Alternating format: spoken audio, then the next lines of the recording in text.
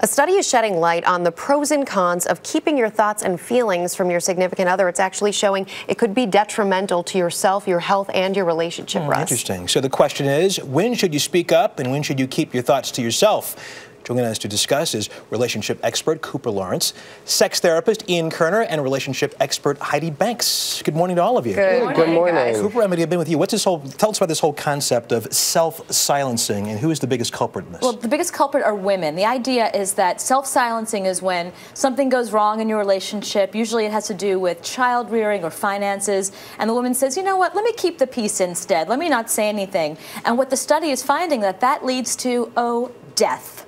Early death. Right. Worst case scenario. It's not like, it's not even like, you should just try and keep the peace and maybe talk about it later. You really have to get it off your chest because they have linked it to chronic heart disease and early death. So that's a good reason to open your mouth. Ian, is there particular content you should stay silent on versus other content where you should share? No, I actually think that anything in a relationship is a teachable moment, and I think if you're going to be in a long-term relationship, you have to learn how to argue constructively. I mean, arguing, again, it's a teachable moment. You can learn something about each other, and if you argue in a way that's fair, it actually deepens your intimacy and it deepens your relationship. So, I mean, look, arguing, fighting is part of life. And men and women fight differently. As Cooper said, women tend to self-silence and bottle up. Men lash out. We like to keep the peace. We like to make sure everybody's happy. That's our role. But what the study is finding is that ultimately that's going to only be detrimental to us. Gotcha. Heidi, have these roles changed over the years? They stay pretty constant. First of all, in the last 20 years, with women out, numbering men in the marketplace right now in the economy, women have a lot more say in what's going on in their house. But I disagree. Okay, I have to say, all right. I hate to be the one, but dumping is not a good thing. And what most people think is when they want to express themselves, they dump. Instead of saying, honey, I hate when you leave that medicine cabinet open because when I go in there, I hit my head. They're like, you always do this. And that's as detrimental to your health and a relationship. So what you have to do is learn skills that are not only arguing, but how to just put your point of view forward. For instance, honey, what I would really like, I was not told I'd have to act. Sorry. And what I'd really like from you, like from you is, could you just be a little bit more conscious about the medicine cabinet? I don't make him wrong in that moment. The study doesn't distinguish between how you express yourself. It's the idea that you have to express yourself as opposed to self-silencing, which is what women tend to do. Or dumping. Right, don't dump either. We've got to get back so to there's certain content, Heidi, or certain ways of putting the content that you think is inappropriate. Actually, the University of Santa Monica, which is probably in the forefront of relationship skills, they teach something called carefrontation, not confrontation. You don't have to walk in like an ape to give your mate some feedback. You can carefully, with care in your heart, say, look, I need you to call me more often during the day.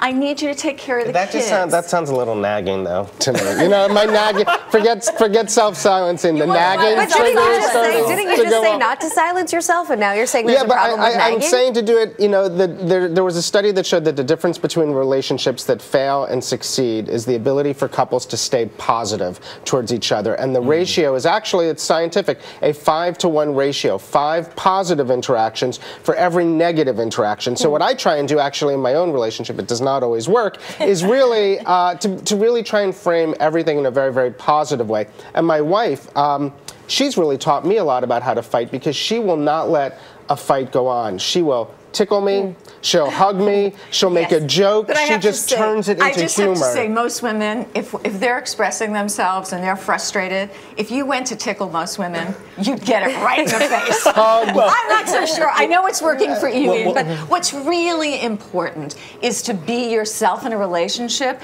and take care of your own needs, not put them on your partner at every moment. Well, let me ask you this. The worst words a guy can hear is, honey, we need to talk. I mean, it's like, oh, let me run to the store right now. Exactly. Right. I need to go to the hardware store. Exactly, yeah. Look at cigarettes. How do guys fight differently in general, Ian, than women? Like I said, I think guys tend to lash out. I think they tend to go from 0 to 60 very quickly. They get flooded with all these hormones. I think the best thing to do when you're fighting with a guy is to put out there whatever you want to talk about and just give it like 30 seconds, give it like 15 seconds to sort of sit and soak in, because guys do get really emotionally hijacked. We get like, you know, Robert De Niro in Taxi Driver. It's like, you talking to me? Wow. You're talking to me? I want to call your wife. Give them an itinerary. Here's what we need to talk about. These are the things on the list. You think about what you're going to say. I'll think about what I'm going to say, and let's actually have a conversation rather than a fight. Texting, email.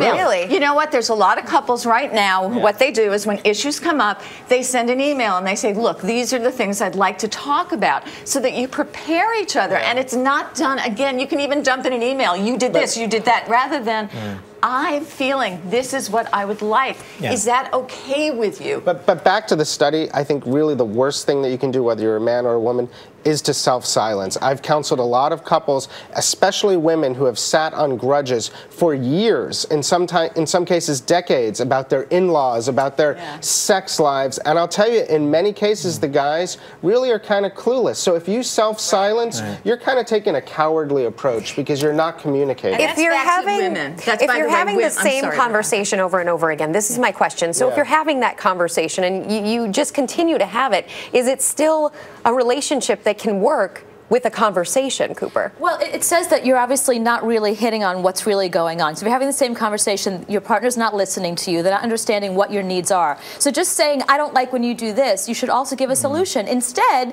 I'd like you to do this. Or, you know what, you don't listen to me when I X, Y, and Z. You have to be very, very specific with men. And women, because of your health, you really have to make sure that you do speak up. Because it's a situation like that where you feel like, you know what, I'm not going to have this argument again, and you self-silence.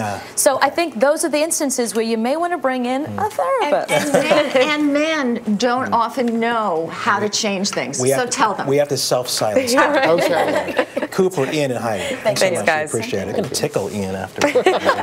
For more, you can go to our website, cbsnews.com/Saturday.